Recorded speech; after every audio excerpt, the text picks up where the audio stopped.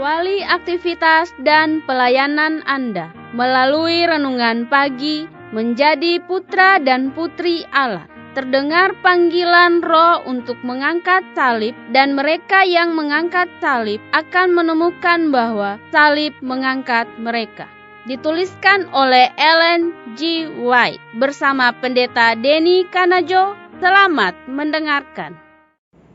Salam, salam sejahtera untuk para pendengar dimanapun Anda berada saat ini.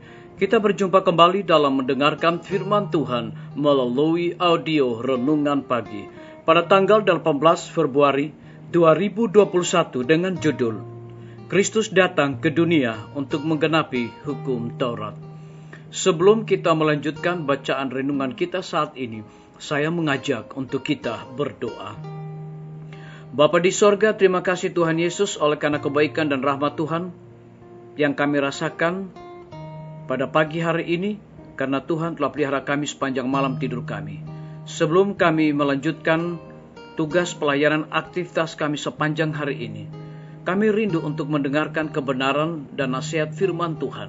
Berbicaralah melalui hamba pada saat ini, karena kami siap untuk mendengarkannya. Ampuni kami Tuhan, karena kami sudah berdoa hanya di dalam nama Tuhan Yesus dan Juru Selamat kami. Amin. Ayat inti kita terambil di dalam Matius 5 ayat yang ke-17. Demikian firman Tuhan. Janganlah kamu menyangka bahwa aku datang untuk menyediakan hukum Taurat atau kitab para nabi. Aku datang bukan untuk menyediakannya, melainkan untuk menggenapinya. Mari kita ikuti penjelasannya. Allah memilih Israel sebagai tempat penyimpanan harta kebenaran yang tidak ternilai harganya untuk segala bangsa, dan ia memberikan hukumnya kepada mereka sebagai standar karakter yang mereka harus diperkembangkan di hadapan dunia, di hadapan malaikat-malaikat, dan di hadapan dunia-dunia yang belum jatuh dalam dosa. Melalui ketidaktaatan dan ketidaksetiaan, bangsa pilihan Tuhan memperkembangkan suatu tabiat yang berlawanan dengan tabiat yang dimaksudkan Allah, supaya mereka berkembang oleh menuruti hukumnya. Mereka menaruh bentuk dan tujuan mereka atas kebenaran sendiri, membuangkan daripadanya tujuan Allah. Hukum Allah sedang ditanam di bawah catatan bentuk-bentuk upacara secara lahiriah, seperti pembasuhan tangan sebelum makan, dan pembasuhan cawan-cawan dan mangkuk-mangkuk. Persepuluhan dituntut keras di rempah-rempah kebun yang sederhana. Bagi orang-orang yang lebih mengutamakan perkara yang kecil-kecil ini, Kristus berkata, yang satu harus dilakukan dan yang lain jangan diabaikan. Di tengah-tengah segala bunyi suara hiruk-pikuk yang membingungkan ini, perlu seorang guru yang langsung dari alam surgawi untuk berbicara dari bibir yang diilhamkan kepada hati manusia dan menyiarkan segala kebenaran, penguji yang begitu penting kepada tiap-tiap orang. Sebagai seorang guru yang diutus Allah, pekerjaan Kristus ialah menjelaskan arti yang sebenarnya dari hukum-hukum pemerintahan Allah, menaruh kembali kebenaran dalam kerangka hukum Allah sendiri. Ia menyebabkan hukum itu bercahaya dalam sinar aslinya yang surgawi. Ia menobatkan hukum-hukum ilahi itu sejalan dengan kebenaran kerajaan kekal. Kebenaran yang murni menghasilkan persetujuan Allah, sumber segala kebenaran. Kristus datang bukan saja untuk membenarkan hukum itu di hadapan penduduk dunia ini, melainkan oleh hidupnya menetapkan untuk selama-lamanya keabadian hukum Allah.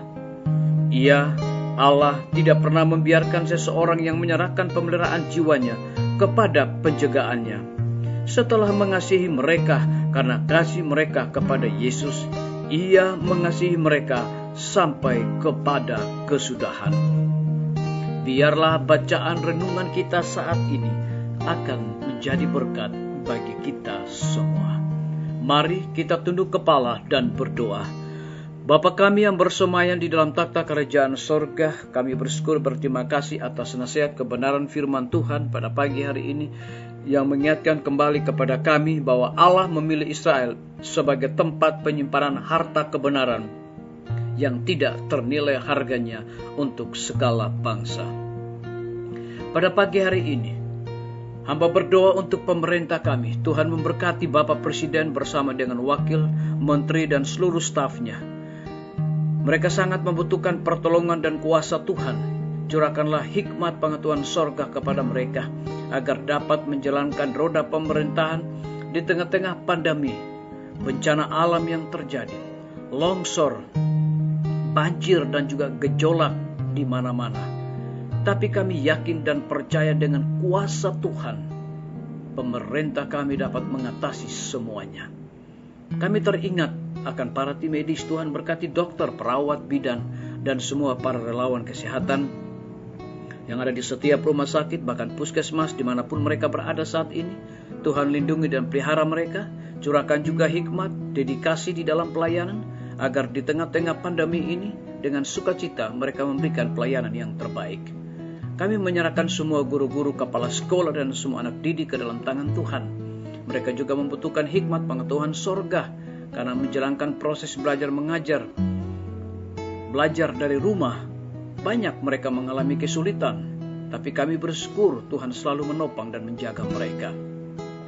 Kami berdoa untuk pimpinan-pimpinan gereja Tuhan dari tingkat yang tertinggi sampai kepada gembala jemaat. Mereka sangat membutuhkan kuasa dan kecurahan Roh Kudus agar mereka dapat menjalankan segala tanggung jawab mereka dengan sebaik-baiknya.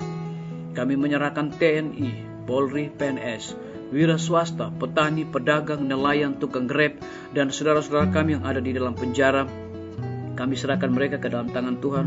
Tuhan lindungi, pelihara mereka, cukupkan kebutuhan mereka, dan biarlah dengan hikmat dan kasih setia Tuhan, mereka juga dapat menjalankan segala tugas dan tanggung jawab yang Tuhan sudah percayakan kepada mereka masing-masing. Kami berdoa untuk semua para pendengar yang setia dimanapun mereka berada saat ini, yang berulang tahun. Dengan bertambahnya usia yang Tuhan percayakan bagi hidup mereka, mereka selalu bersyukur dan juga menggunakan bakat dan talenta mereka untuk bekerja dan melayani Tuhan. Ampuni kami Bapa, karena kami sudah berdoa hanya di dalam nama Tuhan Yesus dan Juru Selamat kami. Amin. Sampai jumpa. Tuhan Yesus memberkati kita semua.